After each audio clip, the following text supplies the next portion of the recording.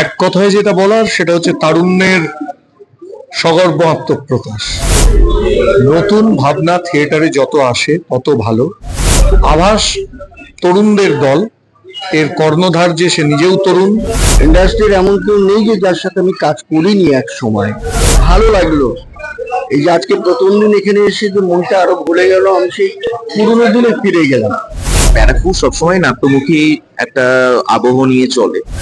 ওটিটির এবং সিনেমার টানাপোড়েনের মধ্যে দিয়ে কোথাও গিয়ে থিয়েটারটা আমরা একটু কম দেখছি না। আমরা যতই সিনেমা করি, থিয়েটারের বিকল্প বোধহয় কিছু নেই।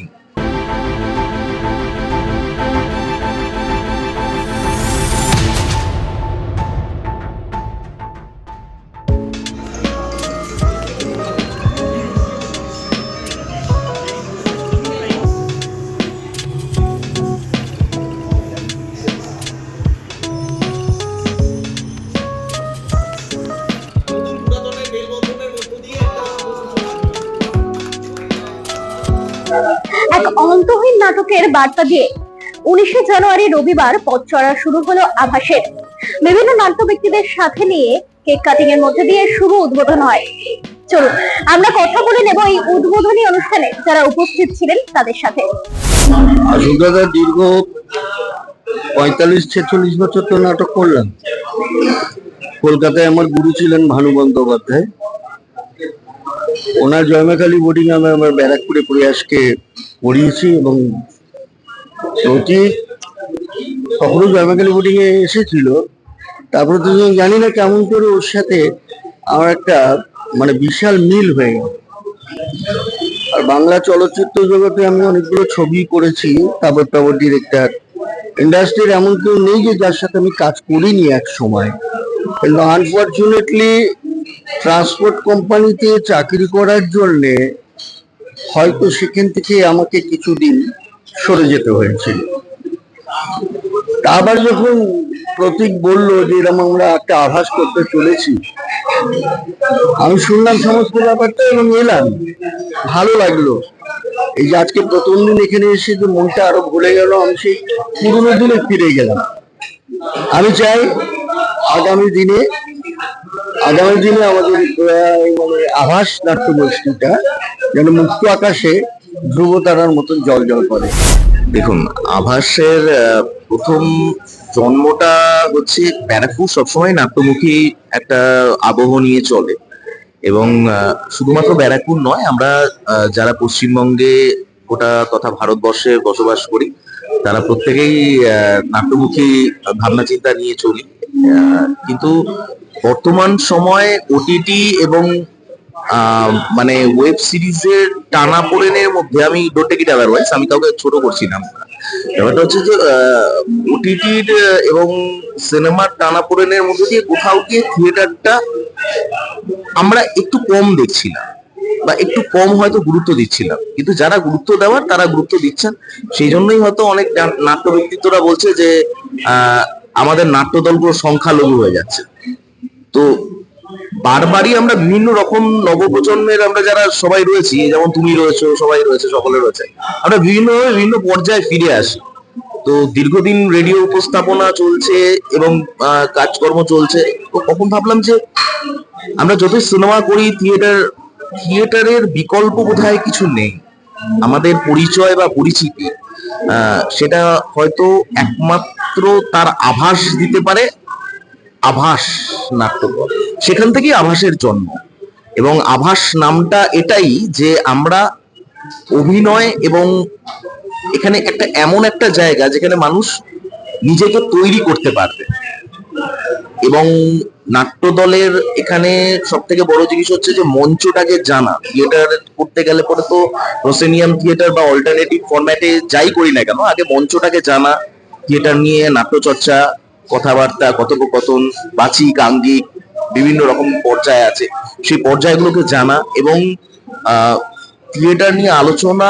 আমার মনে হয় আগামী দিনে এই যে সংস্কৃতির জায়গাটা, সেটা অনেকটা উন্নতি সাধন করবে। আভাস সমাজকে কি বার্তা দেবে?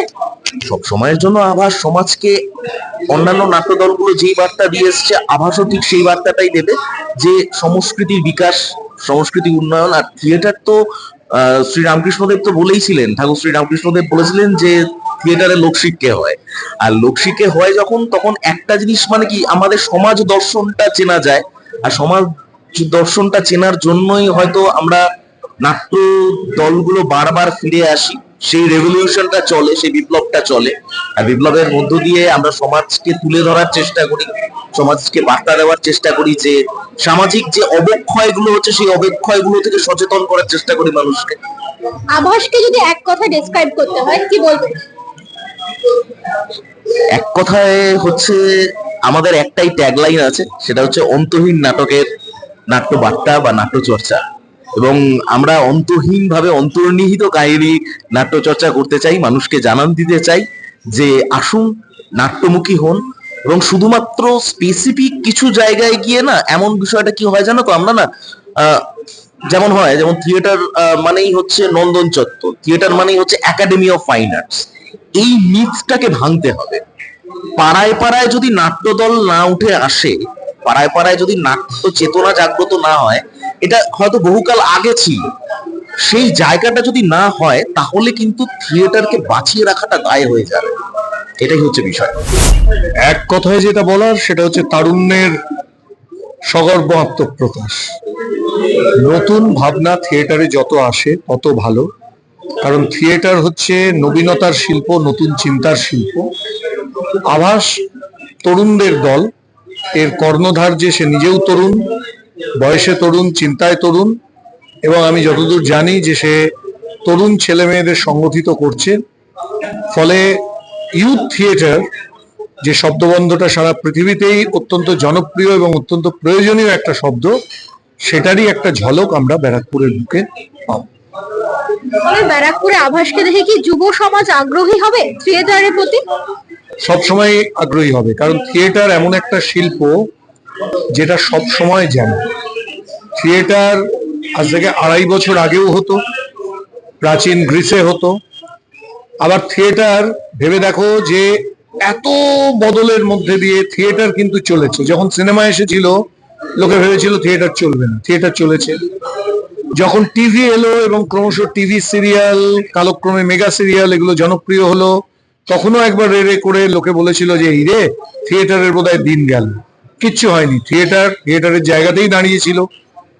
এবং এখন এই যে সোশ্যাল মিডিয়া এসেছে, ফেসবুক, ইনস্টাগ্রাম, টুইটার, এসবের সঙ্গে লড়াই করেও থিয়েটার কিন্তু বেঁচে আছেই।